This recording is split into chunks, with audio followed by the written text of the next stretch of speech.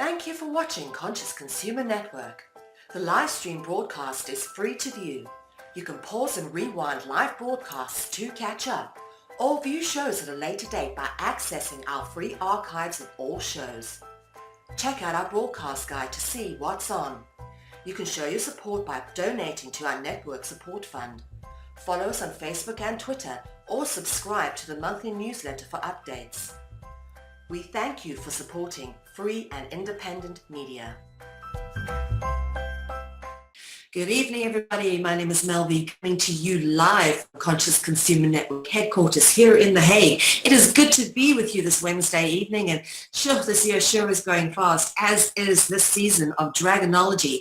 Yes, this is nearing the end of season 3, and it's been an epic season. Boy, we had some amazing discoveries, and we've sure really had the opportunity to share these discoveries on other platforms, not just here. So thank you to the many learned parties who have invited me to share the information as far afield as we could, because it's really valuable information, and we're obviously very grateful for those dedicated and studious people who have stuck through all 3 seasons and who write to us and who follow on so lovingly and so loyally on this body of work and research. It truly is an honor to be able to deliver these episodes to you. So with no further ado, I'm going to go on to episode 11. That's right, there's only 2 more episodes left of the season, but episode 11 is going to be epic. Tonight we deal with the serpent and the substitute, and this is an interesting sort of topic, because the word serpent and substitute, of course, are very much interlinked with each other in various symbolic, allegorical, and etymological ways, as we shall decipher as we go into the deception of the dragon. Now, we've dealt with the theme of the substitute previously in Dragonology. In the earlier episodes of season 3, we spoke about the changeling, the themes of the orphan, the child not being from the natural parent. And you have this sort of like ongoing theme that keeps coming up, particularly in some of the medieval literature, of these what people called elf children or fairy children that were put in place of their children, and their children were taken away. And there's something different about the kids that were left behind that weren't quite the same as the original kids. And these were the changelings, what became known as a changeling. And as I've got written here, a changeling child was believed to be a fairy child that had been left in place of a human child and stolen by the fairies. The theme of swapped child is a common theme in medieval literature. And this actually comes up as well in Christianic literature. I'll give you an example of this. But what's interesting to notice is we're going to be dealing a lot with the words pertaining to angel. Now, if you care to remember, an angel is nothing more than a dragon. The word angel comes from the word angui, which is a Latin word for serpent. So the word angel appears in the word changeling. And of course, that isn't by accident. As always, we mark dragon root words with purple. Now, this is an interesting depiction of Saint Stephen, who was supposedly swapped out. The legend of Saint Stephen, this is a 15th century painting, and you can see here the devil swapping out a child, Saint Stephen having obviously got the halo, that's what they're depicting, stolen by an angel or a devil or a dragon, because they're actually all the same things. Angels and demons and dragons and gods are really a reference to the same things, the supernatural, preternatural entities that exist that are above us in whatever social or carnal hierarchy is in place, whether we're aware of it or not. But as you can see of the close-up of this particular picture, you can see this baby has devil horns. Clearly a changeling, not Saint Stephen has the very clearly depicted halo, which is normally around most saints. So they're clearly trying to show that one is saint and one is not. But again, that there's a lot of crossover in terms of the allegory. And for those who have been following, of course, the duality is ever present through the themes of Dragonology. The good and the bad, the light and the dark.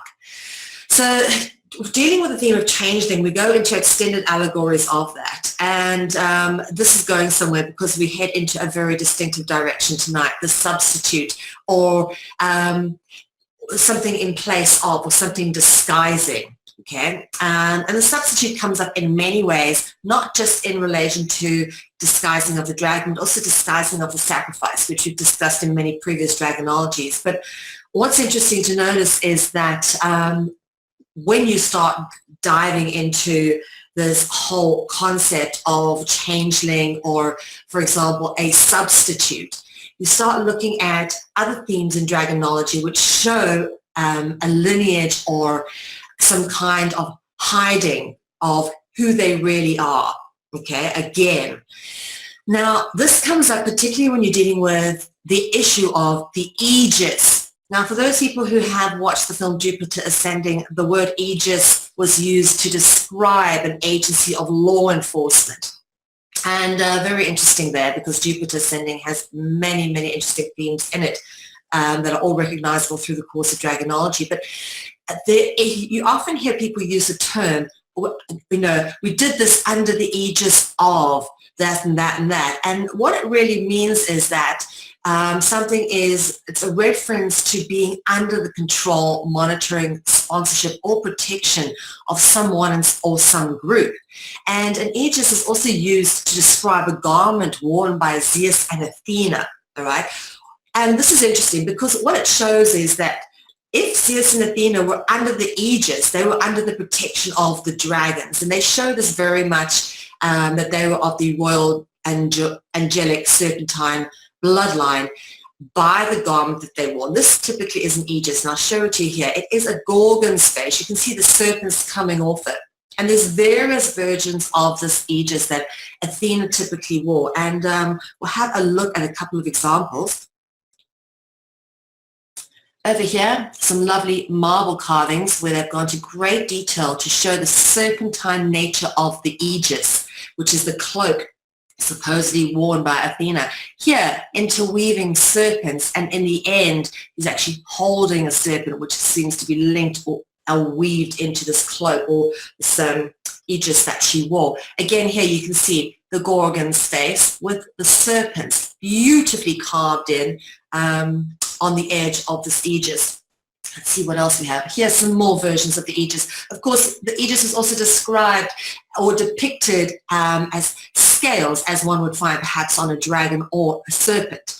And you can see more here, twirling, twisting serpents on the edge of this aegis, kind of holding it together. Again, more of these serpents on the edge of this aegis. Notice the face again, the face, and the serpents for hair, because these faces that you see on the aegis are the Gorgon's face. And I want to go into, for those who have followed along or know the Gorgon, and it's many allegories. When you take the etymology, it ties into Gorgon, gargantuan, gargoyles, and it's an interesting passage from there. But when you look at the actual artwork and pottery, again, you'll see here depicted with scales, this aegis with the serpents all around the edges. So it's clearly depicting something.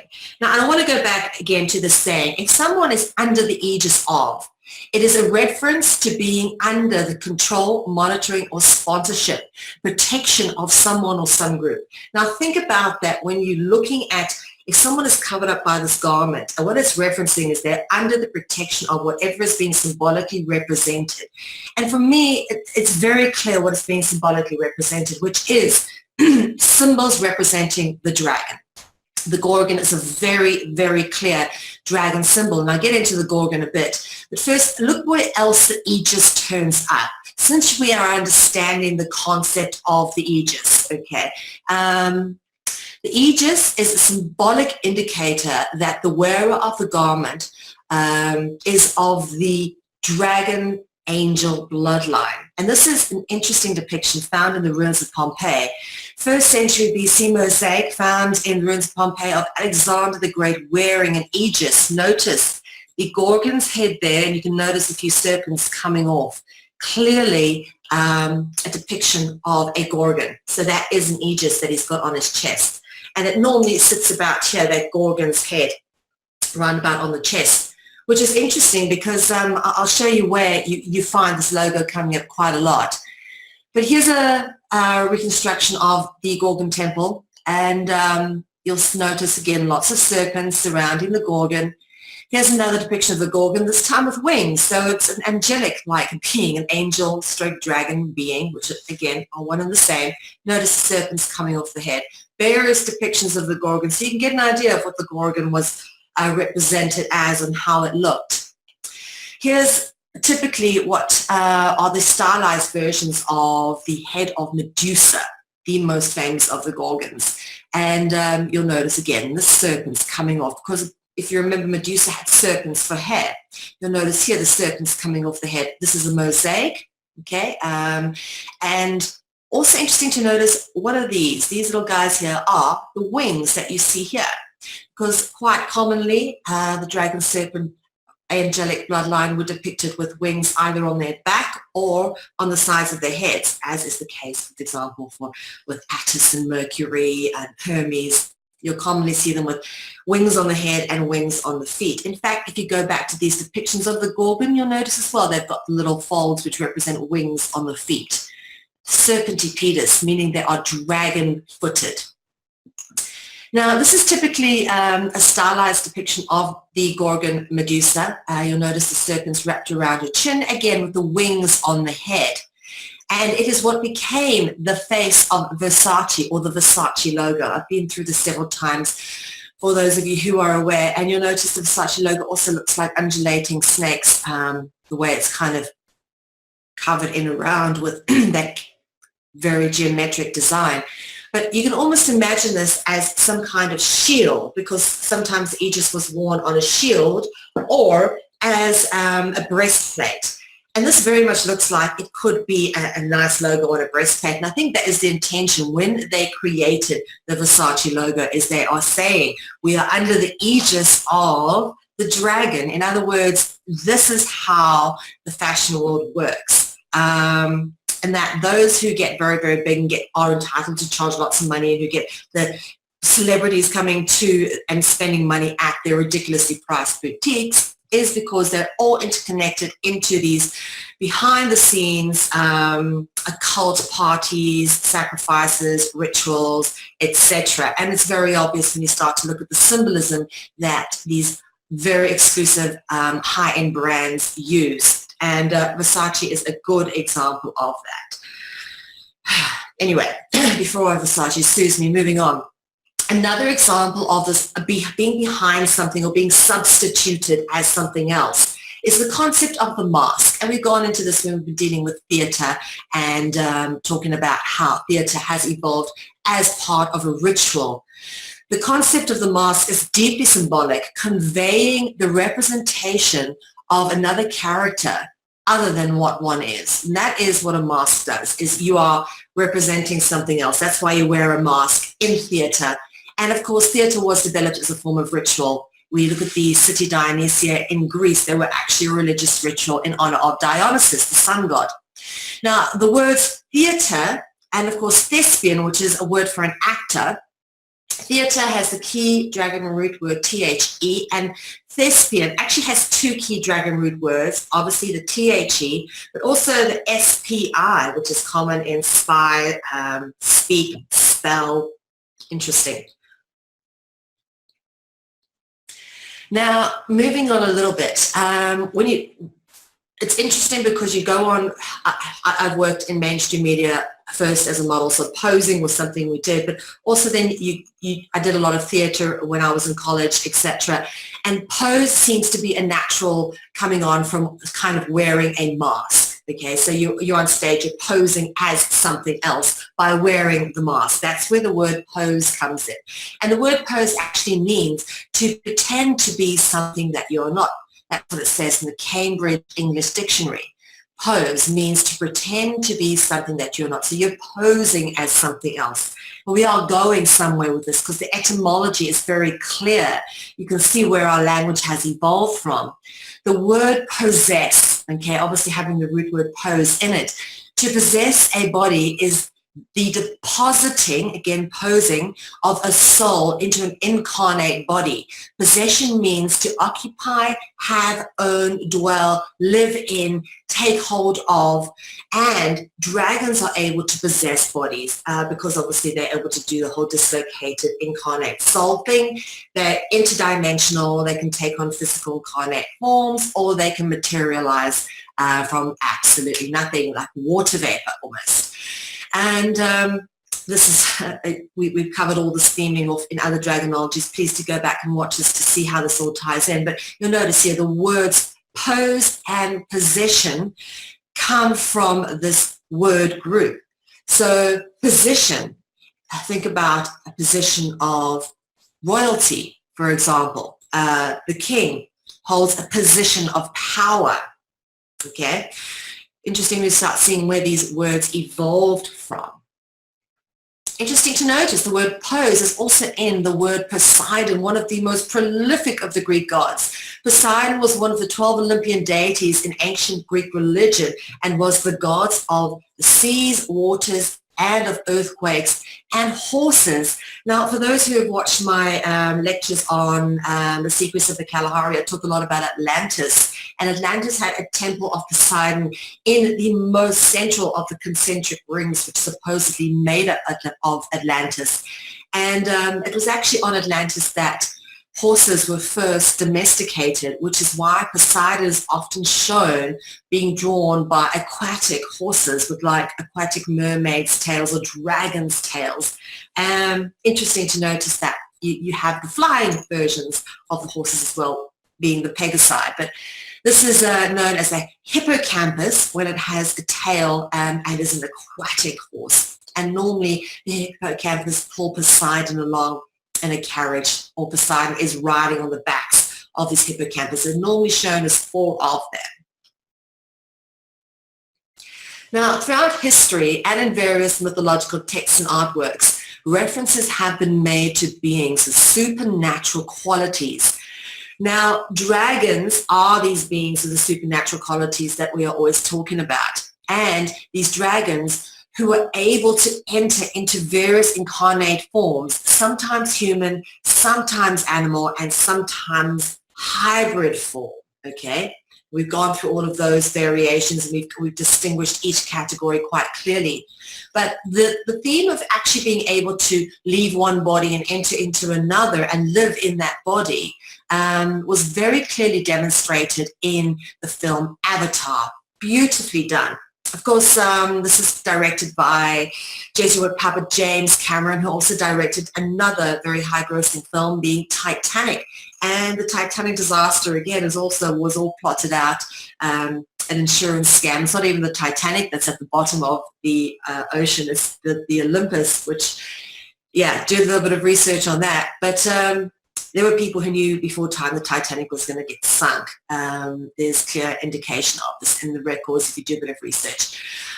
But not wanting to go there, when someone goes and throws that amount of money at making a film to cover up the sinking of a ship, you know he's working for the dark side, you know. So James Cameron, interesting that he then goes and makes this film, Avatar. Yeah. About being able to dislocate your soul into another body. Technically possession, right? You're possessing another body. Now, the transfer of consciousness or one being or form to another body is clearly illustrated when this character dies and is given, you know, the planet or consciousness of the planet has to decide which form he takes, which body is going to live, which body is going to die. And this is the form that he eventually takes, which is one of these beings from the planet that they were on. I forget the name, but it's irrelevant. It's really talking about being able to dislocate one soul from one form of being into another. So this idea of possession, like a soul taking over a body, has been explored in other themes, in other ways in the film Avatar is a good example of this. And it's interesting to note that the word avatar is actually taken from Hindu mythology, because this theme is very, very clearly played out in Hindu religion or mythology. An avatar is the original avatar concept, is a Hindu concept and refers to the incarnation of a dragon or deity into a physical form. The term avatar is most often associated with the Hindu god Vishnu. Now, Vishnu was the original soul or entity who was then able to enter into many different forms. And he took many different forms. And the first form that Vishnu took, if you remember some of the previous lectures that I've done, is in the form of a fish, okay? He had a fish lower half, you often see him coming out of the fish. Vishnu, of course, takes on other avatars as well. Ganesha being the elephant avatar. We've covered off Ganesha in great detail. And of course, Shiva being the Hindu equivalent of Satan. Look, notice the serpent wrapped around the neck. And of course, the trident in the background, much like what Poseidon would carry. Now we're going to move on a bit to the darker side of this, because we're talking about possession today, and we're going to show you some illustrations of how this has been described in various literature by various occult people of the past. Aleister Crowley described the secret chiefs. The secret chiefs for Aleister Crowley's term for those preternatural entities which direct the progress of humanity for the ends that are usually beyond the ken of mortal men. The secret chiefs are at least of grade Magus or Magus Templi, or may not be in a human form, depending on their own need at the time. So he's describing an entity that could be in a human form or not. And these beings are absolutely unknown to the rest of humanity, except in the very rare times when they find it and part of their plan to reveal themselves to one person. Interesting. Okay, so they talk about this when we talk about the Ifrit and we talk about the Jinn. They also can make themselves known to people or just observe from beyond our knowledge, invisible to us, unbeknownst to most people, except for those who are sensitive enough, obviously, to feel them. In Aleister Crowley's book, Magic Without Tears, he also stated that he suspected that a man of his acquaintance, whom he did not name, was also a secret chief. So Crowley's obviously, in the circles he's moved in, met a few of these or come into contact with these beings. The secret chiefs are possessed of immense powers called the Ophidian vibrations. I talk about the Ophidian vibrations often. The superpowers, the secret powers possessed by the dragons. How do we know it's possessed by the dragons? Look at the root word Ophi. That is a dragon root word. We've discussed this many times in the etymology of dragonology. O-P-H-I. Ophi is a dragon root word. Think of the Ophiuchus, the serpent bearer. For example, O-P-H-I, Ophiolatry, which is worship of the serpent worship, Ophiolatry.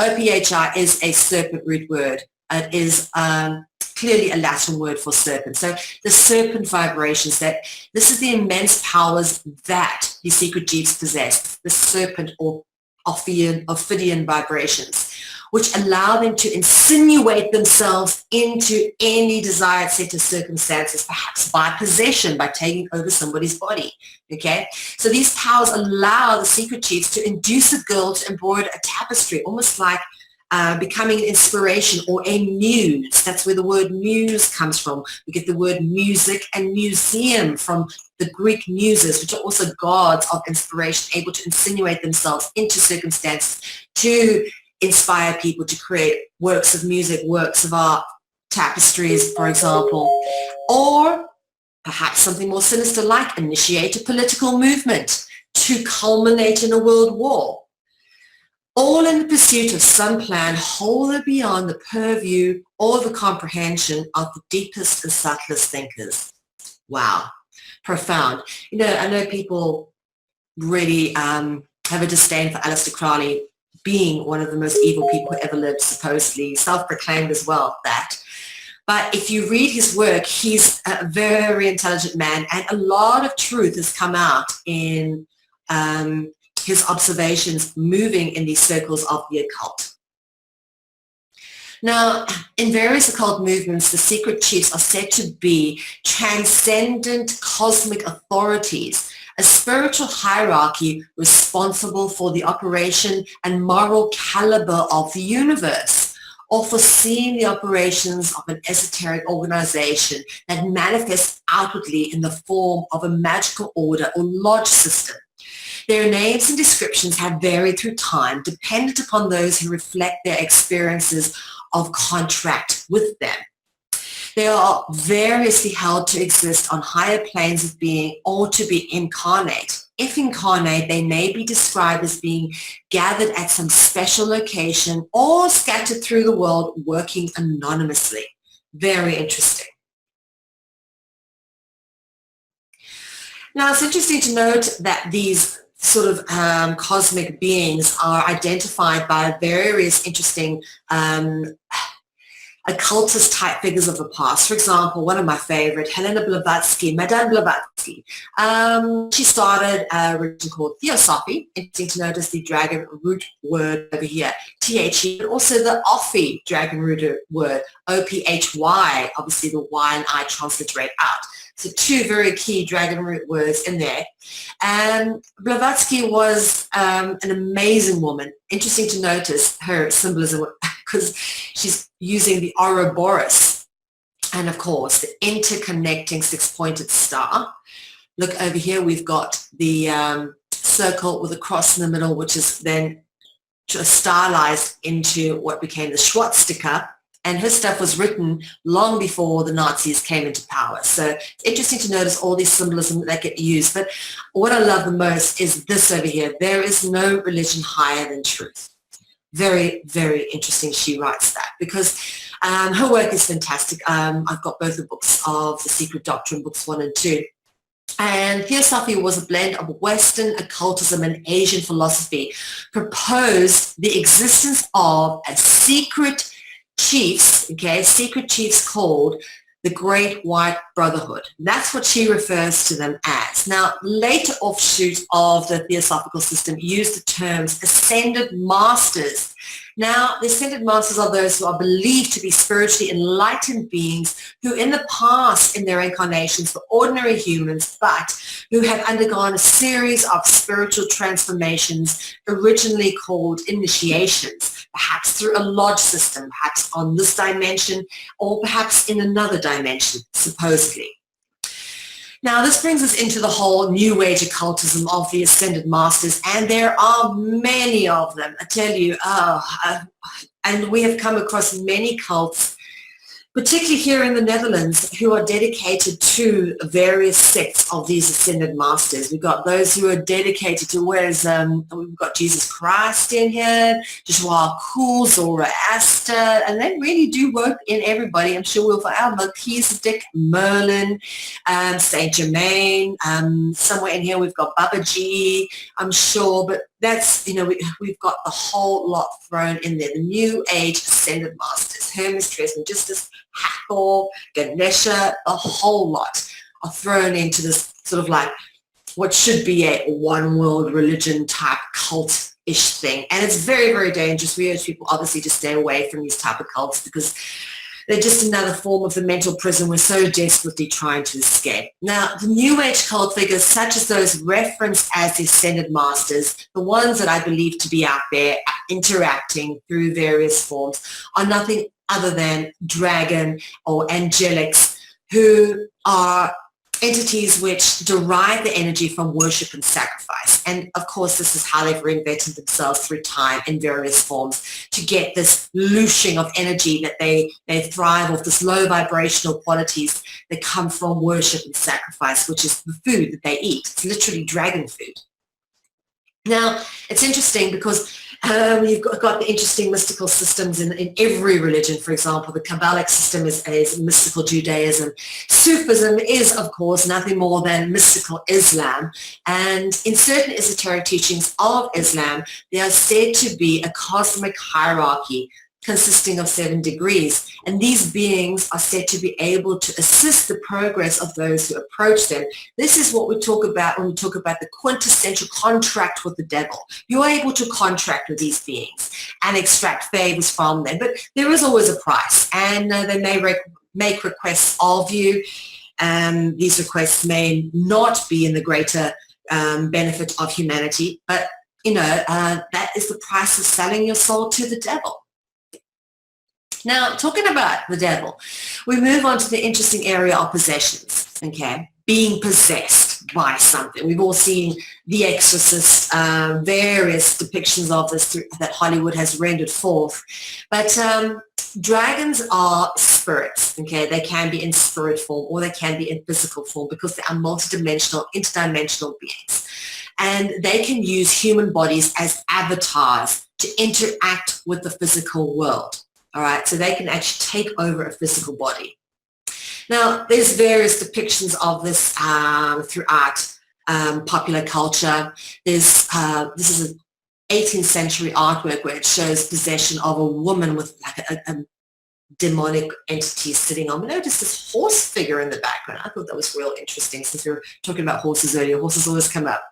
But this, again, looks like an extension of a phallus wrapping around a woman. Again, sexual possession.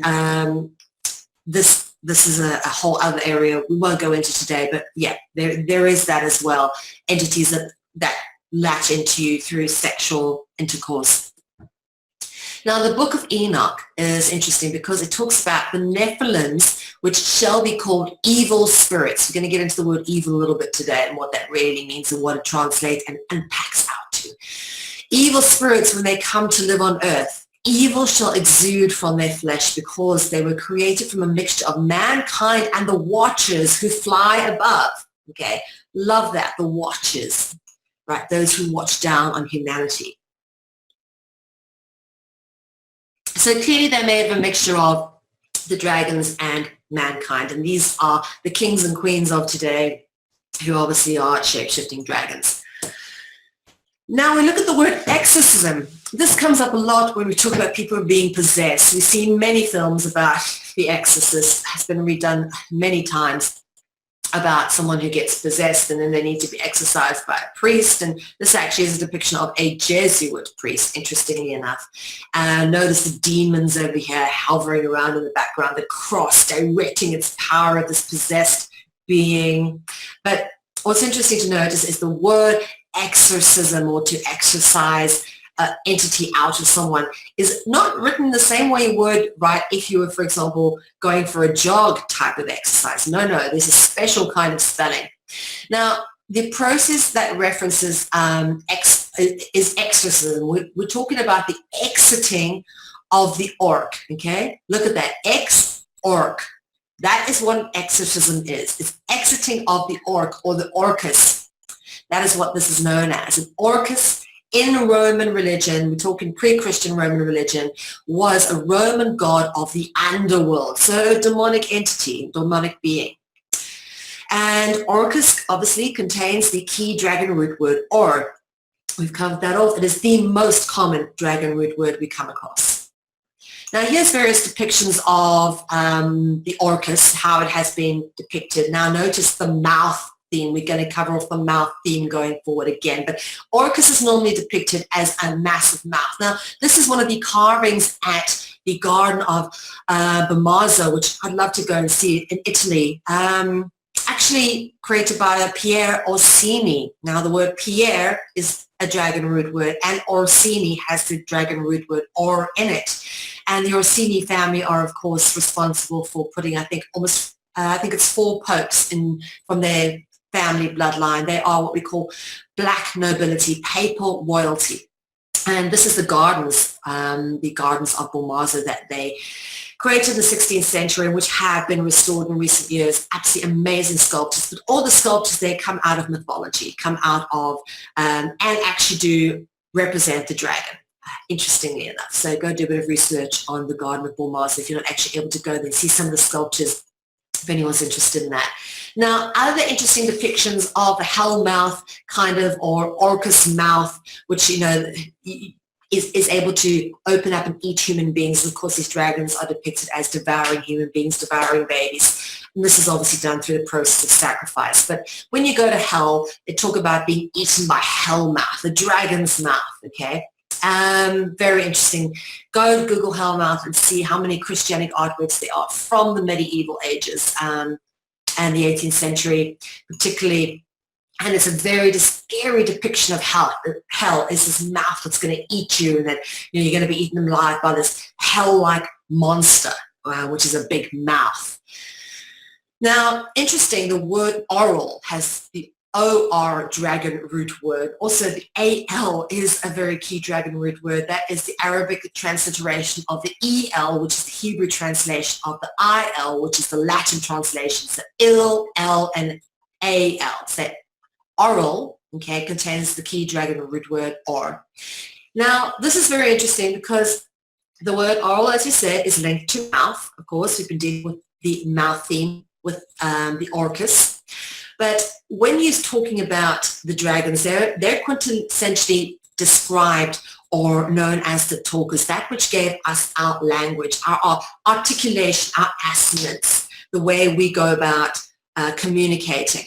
Okay, so interesting to notice that the words speak and spell, we spoke about this earlier when we spoke about the root words SPE, key dragon root word SPE or SPI, the E and I transliterate out as is common for the vowel sounds. So speak and spell. Now, words are spells, and in modern day speak, we would actually use, instead of the word spell, we'd use program. Our modern day language is nothing but a program. We access our reality through the language that we use. Everything is done that way. This is how we access the internet, by being able to type and speak and communicate and text and whatever else. Language is the program, okay? And in the old days, before we had computers, programs were referenced as spells, word spells. That's why we are taught to spell when we're taught how to read and write in school, given the gifts of literacy. Now, we spoke about the word evil, and we said we're going to obviously unpack it and show how this is an interesting word and how it ties into so many different themes pertaining to dragonology. Because the word evil is a very specific word, and interesting to notice that when you spell the word evil backwards, it's actually the word live. Ironic or not, but this is, again, one of the beautiful things about dragonology is this inevitable duality and contrast that keeps coming up. It's not good or bad. It's not light or dark. It's living in a world of complete duality. It's both at the same time. It's multidimensional. It's physical and it's not. It's incarnate, but it's also spirit. There is that contrast very clearly played out on thematic levels, on every level. So interesting to notice that the word evil, as you say, spells out the word live backwards. But there's only a very few words that you can get from this particular word group if you kind of play around with them. For example, the word evil then becomes devil. Now, from devil, you get diva or deva or devi or divi. That's where you get the word divine or divine nature or divinity. You also get the word deity, comes from this particular root word. From deva, you get deity. And then you get the word day, as in day and night. Again, indicative of that ubiquitous duality, light and dark, day and night. Notice also a reference to the word vile. When we talk about vile, we talk about evil, vile. They kind of sit in that same low vibrational, fear-based frequency. But also interesting to notice these words here, liver and olive, both things that can be consumed and that were consumed at rituals. But olive is actually known as shaitani in another language, which comes back to the word shaitan, which brings you back to the word Satan. And the olive is actually a reference, again, to Satan. We'll talk about this when we talk about the weeping virgin and the Father Time cutting the virgin's hair. She's laying olive branches on the altar, a reference as to the sacrifice, obviously, to the satanic gods. But the word liver is interesting as well because it's got the word live in it, okay, evil as well, if you spell that backwards. But you can also get If I look over here, yeah, liver. Now, we've spoken about heptomancy in previous dragonology, and heptomancy is the art of reading of the entrails. And this is what they used to do in ancient religions, is they used to cut open a person or an animal, pull out their organs, and you would have a heptomancer who would read the organs and be able, supposedly, the entrails would be able to tell some fortune of upcoming war or what advantage the kings had. So that's a huge practice, heptomancy, the reading of the organs, particularly the liver. And people, what they used to do is actually they used to sculpt clay livers and draw a little talisman, symbolic talisman. In fact, if you go and look up Etruscan heptomantic livers, you'll notice there's various clay livers which have been sculpted to look like a liver. It's a clay sculpture of a liver with little engravings in old Etruscan language, which are actually the recording of spells and fortunes. Very interesting. So all of this ties in together into the same vital themes, and it's not an accident that these particular words all come from the same root word group. Now, we're going to talk about the word spirit, because obviously we're talking about the Book of Enoch referencing evil spirits. The word spirit is one of the most telling with regards to dragon etymology, as it contains two very key dragon root words, of course, being SPI, as we spoke about SPE being the root of speak and spell, all right?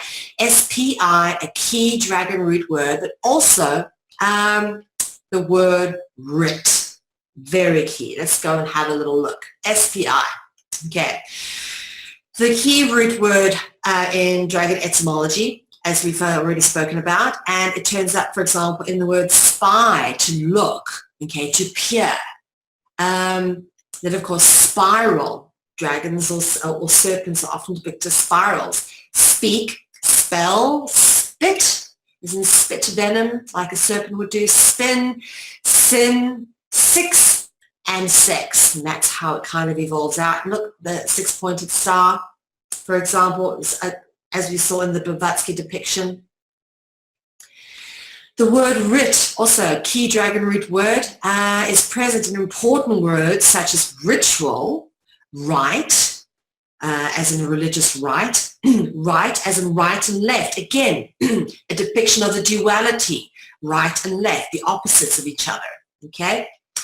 The word right as in handwriting. Ivrit, which is the Hebrew word for the Jewish language, okay, for the Hebrew language.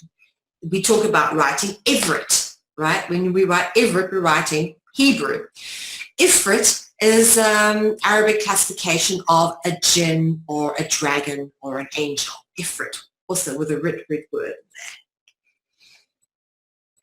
Interesting to notice, we go on to a new group of words which also reference the whole concept of possession. Now, the word host, we've dealt with this in previous dragonologies, but we're going into a different area pertaining to host. The word host can be used to imply possession, okay? Great film to see if you want to go get an idea of this is the film The Host, which talks about an alien race coming to Earth, and then obviously taking over our physical beings, again, riding our bodies like they were avatars, and our consciousness is being suppressed or gotten rid of. But what is in the bodies is certainly not the original conscious.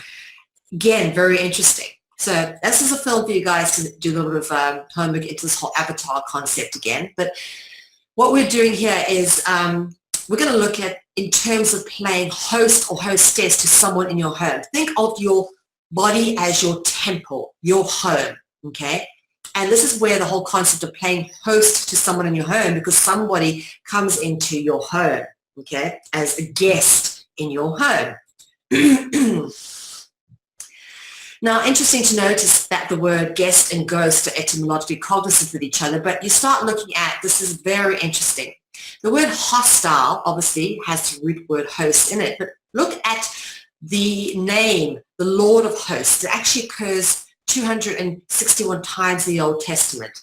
The word host is a translation of the Hebrew word Sabbath, which means armies, a reference to the angelic or dragon armies. That's interesting because the Latin word hostis means enemy, henceforth hostile, right? Hostis means enemy in Latin, all right? So again, it's pointing out that humanity's best interests aren't always on the forefront when it comes to these beings.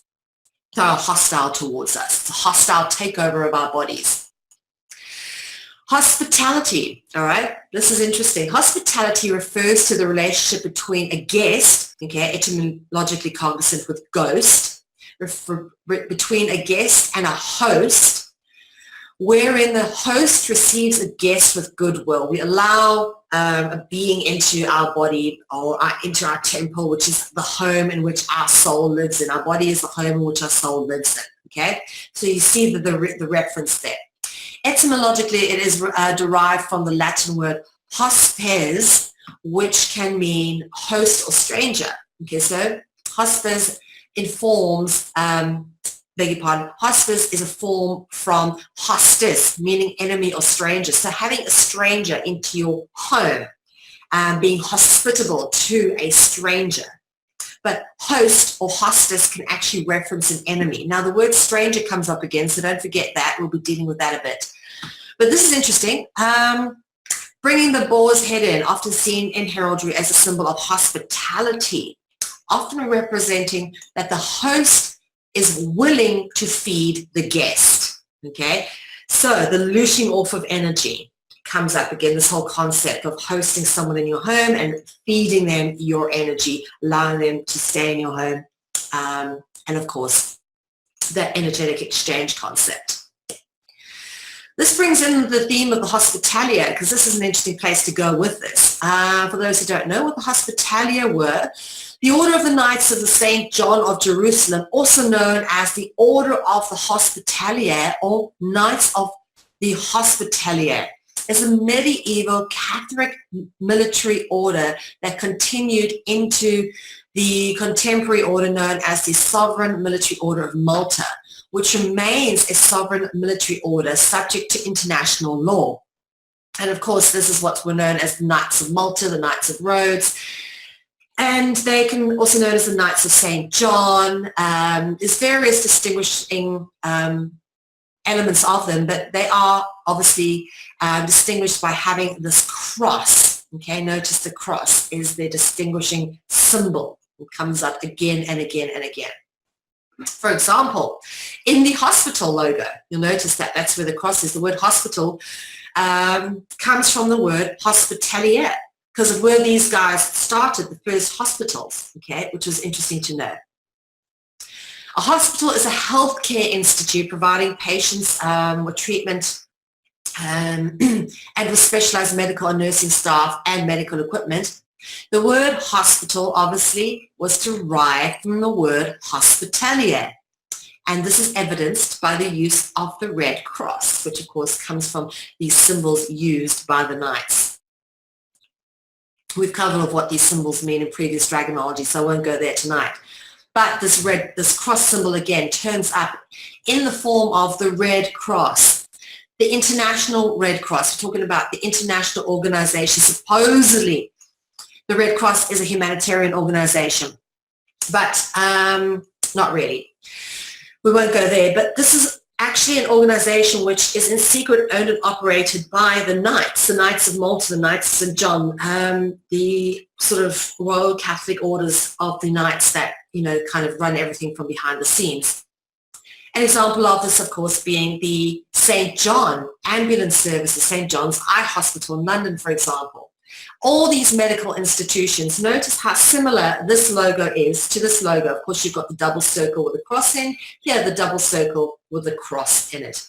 All very interesting. Of course, this is still a reference. This cross in the double circle is a reference to the oldest conceptual symbol known to man, being the cross of the zodiac, of course, which is a sun symbol. And that is exactly what this cross is. It's a sun symbol. For those who follow dragonology, you'll understand how this follows along.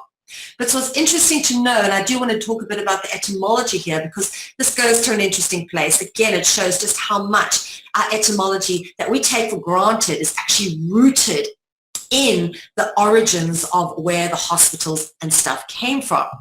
Now, we talk about St. John's Ambulance. I lived in London. I remember this logo. The Order of the Knights of St. John actually run the ambulance services, and the Queen of England is the head of the order in England. Now, the name St. Clair, I was actually talking about Sinclair family earlier today to my husband when we were talking about the Freemasons. The Freemasons, particularly the Scottish Rite, was started by the Sinclair family, okay? And the word Sinclair comes from Saint Clair, and it evolved into Sinclair. So you have these saint type names which evolve into other names. For example, St. Clair evolved into Saint Clair. St. John has evolved into St. John, okay? You commonly see this coming up as a big company known as St. John, for example, but it actually derived originally from St. John, much like St. Clair is where you get St. Clair from. But here's what's interesting is Sir John, okay, is where you get the word surgeon from, S-U-R-G-O-N. Sir John, for example, Saint John, and if you are knighted, okay, you become a surgeon, okay. Now, a surgeon in medicine is a person who obviously performs operations usually in a hospital, okay, which is gotten from the word hospitalier. Interesting to see where this language actually originated. Now, one of these organizations, the Red Cross, interesting to notice, as I've spoken about originally, I've said that the cross is a sun symbol. And for me, the most evidence of this comes up again when we talk about the International Red Cross, which has extended into the Red Cross and Crescent Moon. And the reason they've done this, obviously, so they can take this organization into Islamic countries without offending the Hindu and Islamic people too much. Because the crescent moon is a common symbol used in many religions, including Hinduism, Islam, and Christianity, believe it or not. But yeah, the Red Cross and Crescent Moon is an extension of the International Red Cross organization. Interesting that. Why would they use a crescent moon alongside a Red Cross? Because the cross is a sun symbol. Okay, sun and moon. Again, the ubiquitous duality, quintessential opposites. One represents day, one represents night.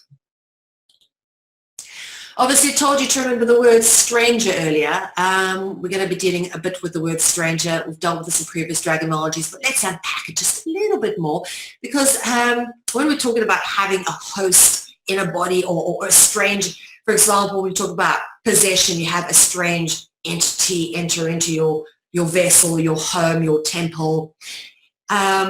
Look at the word stranger, very interesting. The word stranger obviously contains the key dragon root word, anger. Have a look at that, anger. And from anger, if you put the D on, you get danger.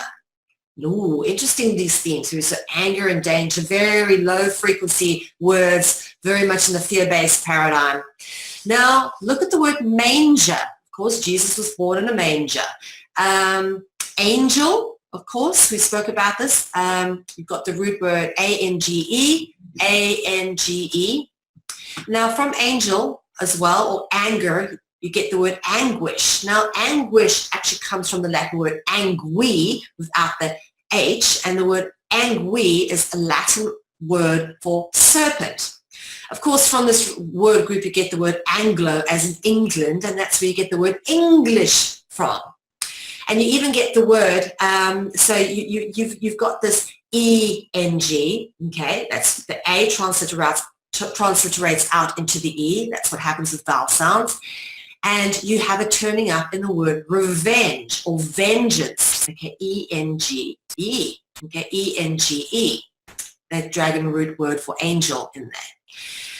And then, of course, this E-N-G-E turns up in the word henge. Now, why are they called henges? We're going to get into that a bit more as we go through this. But notice that one. This is, of course, an example of a henge, that one we call Stonehenge, one of the most famous henges in the world. Now, we mentioned the word manger as well. Okay, interesting to notice. The word manger is a secret code, which is, in fact, symbolically a reference to the fact that Jesus is of the angelic dragon bloodline. Jesus was born in a manger. The manger is a reference to the angelic dragon bloodline. Of course, there's many extensions of that, which is the basket which Moses was kept in. Again, a reference to the fact that Moses loved the royal angel dragon bloodline. We've got this extension again coming up in terms of the boats, the ark. We've gone through this in previous dragonologies, but again, that there's just constant references to the fact that Jesus was from this dragon root bloodline. Other indicators that Jesus came from the angel dragon bloodline include references to the fact that Mary was a virgin. Why do they keep calling her the Virgin Mary? Because the word virgin is a code. It doesn't mean a woman who's never had intercourse, okay? Both the root words ver and jin are key dragon root words, okay? Let's have a look at them because we're going to deal with a few of these tonight. Ver turns up in the word viracocha. We're going to get into viracocha a little bit later. Ver, okay, in viper, vampire, veer, we get into veer. The De Vere family is one of the oldest dragon bloodline families, as in Queen Guinevere, okay? Werewolf and weird, okay? Weird. Anyway, Jesus was said to be born of immaculate conception. Again, that meant that Mary was a virgin. The word immaculate comes from the Latin word eaculus, meaning serpent. Okay? Now, interesting to notice these are very key dragon root words. Kulu, obviously, in eaculus, and then kula in immaculate. Of course, kula comes up in Dracula as well. Kolo as in column. Kolu, cola, coca, we come up, for example, coca could actually be kocha as well, as in viracocha, just put the H in there. Kala, Kali, and Kali, and we deal with all of that again a bit later.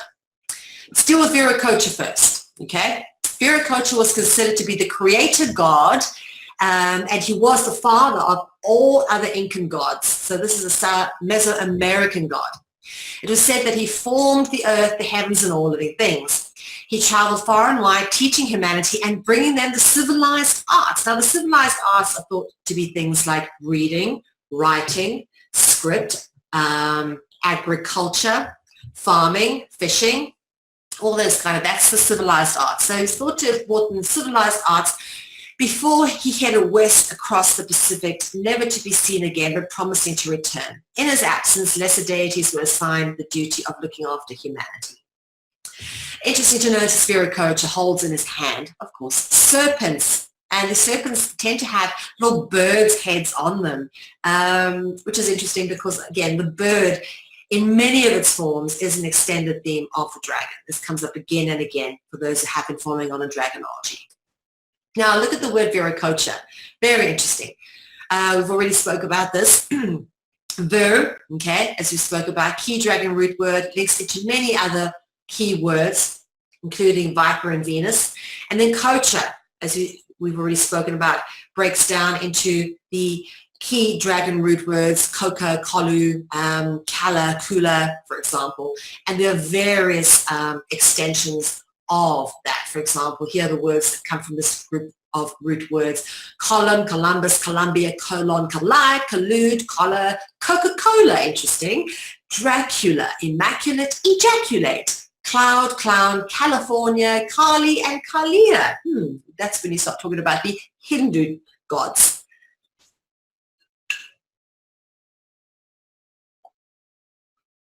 Now, interesting to know, the moon symbol comes up when you talk about Kali. This is a picture of Kali, the Hindu goddess, often portrayed as standing or dancing on her consort, the Hindu god Shiva. Now, these gods like to dance on each other. They really did. It's interesting. It didn't mean necessarily a bad thing or disrespect, but they danced on each other. In Hindu mythology particularly, it comes up a lot. But notice again the serpent wrapped around Shiva, serpent around the foot there. And of course the moon symbol comes up again and again. Wow, as if you couldn't tell that Kali was a little bit demonic with the tongue hanging out and the skulls around the head, and looks like, head catching blood. Yeah, very, very dark. So we can tell little bit dark. Notice a sun symbol behind the head. Interesting. Now, Kalia, in Hindu traditions, Kalia was a poisonous naga. All right. Now, remember the naga. We've spoken about them before. This is the most beautiful carvings of the naga. This seven-headed naga. Look at that. Absolutely amazing depictions of these seven-headed nagas on these temples. Long bodies. Brilliantly done. I'd love to see these in person. Anyway, the word naga is the Sanskrit and Pali word for a deity or class of entity taking the form of a great serpent. And these are found in Indian religions such as Hinduism, Buddhism, Jainism, and Kalia was a poisonous naga living in the Yamuna River.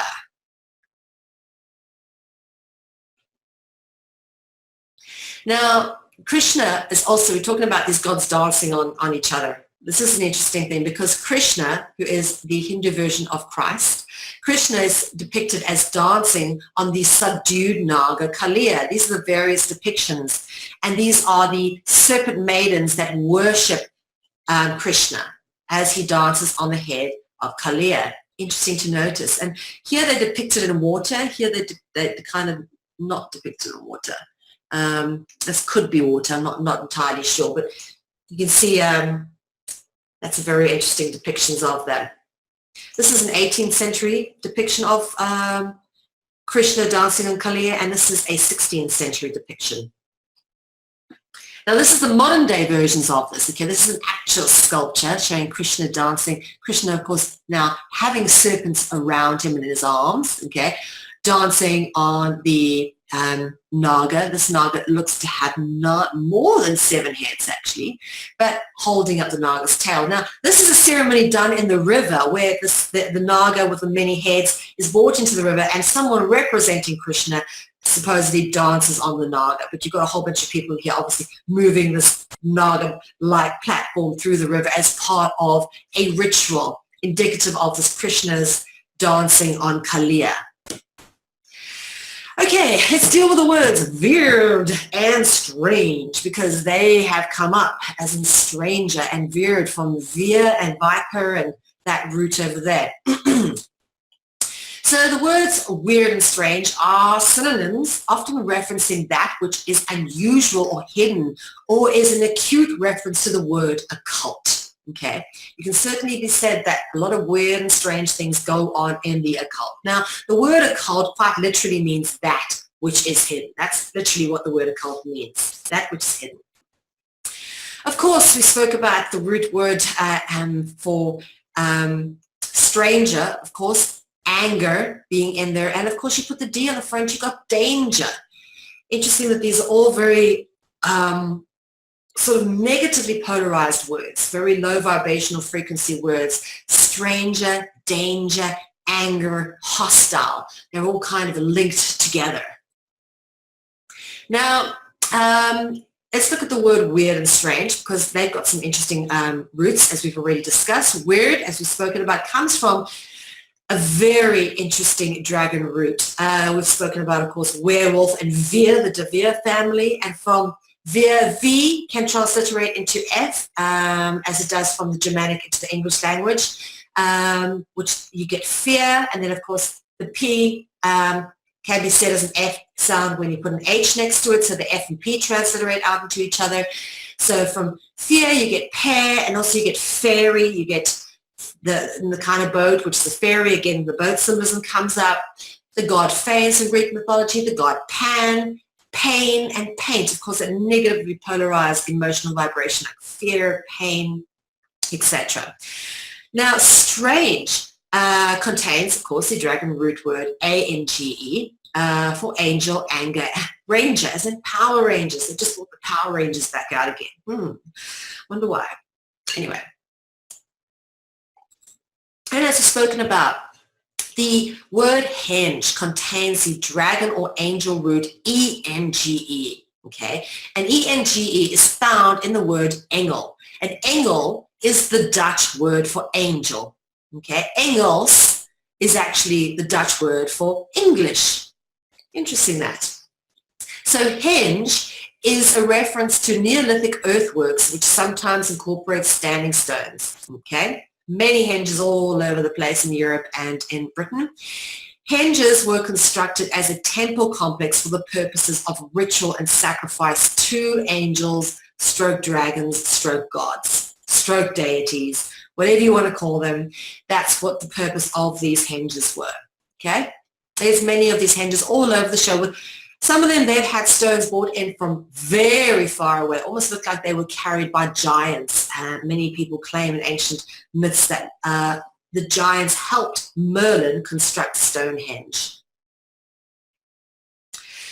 Interesting to note, though, that these henge complexes, sometimes are stones, sometimes not. There's many of them all over Britain, but they're normally in a circular shape, okay? And sometimes the standing stones were taken out, broken down and hewn into little square chunks, which are then used to build the churches. So they pulled these massive standing henges down, broke the stones down, and put a church in the middle of the henges. You'll find this often in Britain, that you've got these henges minus their stones, but the earthworks are still there, obviously, and a church in the middle. Churches were often built on sacred places, obviously, where ley lines, energetic vortexes were. Yeah, so this is quite a common thing you'll find. These churches being built in the middle of henges. I think this is Knowlton Henge, actually. Now, we're going to have a look at the word angel. As we spoke about, we've been referencing it the whole way through. The word angel, of course, coming from the Latin words anguium or angui. That's where the word angel originates, from the Latin words anguium and angui, which, of course, are both Latin words referencing serpents or dragons. Okay, and typically the angels are depicted like that. And angels turn up usually in churches. Interesting that. Angels and churches inextricably linked with each other. Sorry, that's kind of crept off the top there. But angels and churches, you always see angels in churches. I've yet to come across a church that does not have angels depicted in them, particularly in Europe. Interesting to notice the word church and circle and how they are linked, because as I said, henges are normally in circles, and you'll quite commonly find churches built inside a henge. The word church stems from the Dutch or Germanic word kerk or kirk, okay, from which you get the word cirque, right, being the root word of circle, okay, and the EL, of course, L-E-E-L, cirque L, L also being a dragon root word, but cirque, interesting enough, comes from kirk, which is, of course, church, which is a reference to the circular. And we come full circle again, because we've spoken about the Ouroboros already as Blavatsky's logo, but interesting to notice that the Ouroboros is a circular shape. Interesting to notice the kind of symbolism that is associated with the Ouroboros. The serpent or the dragon symbolism depicting the sacred cycle of birth, death, and rebirth, upon which many rituals are based. Of course, we know that many of the rituals that we commonly engage in, Christmas, Easter, Halloween, all happen once a year. That means they are solar rituals. They are bound in the cycles of the sun. And that is exactly what this depicts, is the ubiquitous cycle of birth, death, and rebirth, because, of course, the sun dies in winter and is reborn in summer. And that is played out in many mythologies. We talk about, for example, Persephone, who disappears in winter and comes back in summer. As we say, all of this ties in together into these ritualistic cycles. So that is how the circle ties into the cycle of the sun and rituals. If you've missed anything, please go back and check out the previous episodes of Season 3 of Dragonology. It has been an epic season, and we've certainly covered a lot of ground. And Seasons 1 and 2 are also available, so if you have missed those, feel free to go and watch those too. You can see them on dragonology.info. Also, feel free to download a copy of my ebook, Dragonology Book 1 Spellbreaker. After the season, I'll be taking time out to write book 2, but if you use the discount code Dragonology S3, that's for season 3, Dragonology S3, download a book for normal cost €25, but you get a €5 discount. So if you use the discount code, it only costs you €20. So support our work, guys. Go help yourselves to a book and help us keep bringing you this information. If you've got any questions, feel free to get in touch. Do write to me at info@consciousconsumerNetwork.info. Why do I keep getting that wrong? It's info@consciousconsumerNetwork.tv. My apologies. That is the correct email address. Do check out the rest of our broadcasts on the broadcast guide, which is updated weekly. And of course, everything is archived on ccn.media. Please check it out. We are migrating our sites at the moment, so if you do check them out, they're down. Go back and check them a few hours later. They should be back up again. We're doing a bit of work behind the scenes, as always, upgrading and maintaining. And of course, our network support fund is available on the consciousconsumer.tv website. Feel free to donate to us. We obviously run a publicly funded network, and we rely on your funding to keep the network on the air. As always, we thank you so much for supporting independent media. My name's Mel Ve. It is a pleasure to be with you, and we'll see you again for another episode of Dragonology. Good night. If we want to change the world, we must first change the media. Mainstream media exists for the purposes of indoctrination and manipulation of public perception. The world of free and independent media is growing, and with the upsurge in information now available in the public domain, it has never been easier to access free and independent media. The exploration of this information resulted in an experimental project which would provide a fully supported space for researchers, whistleblowers, and seekers of all kinds to express themselves and educate the world. On the 1st of January 2015, Conscious Consumer Network was launched to the world.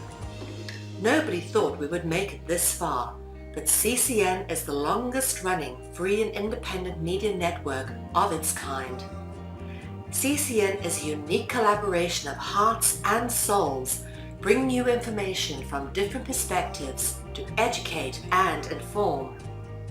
Since we started CCN, we have had only one desire: the pursuit of a free, fair, just, sustainable world, and this has not changed. Having overcome many challenges over the last 2 years, CCN is here to stay, and we've got great things lined up for 2017. Help keep CCN on the air by supporting the 2017 Network Support Fund.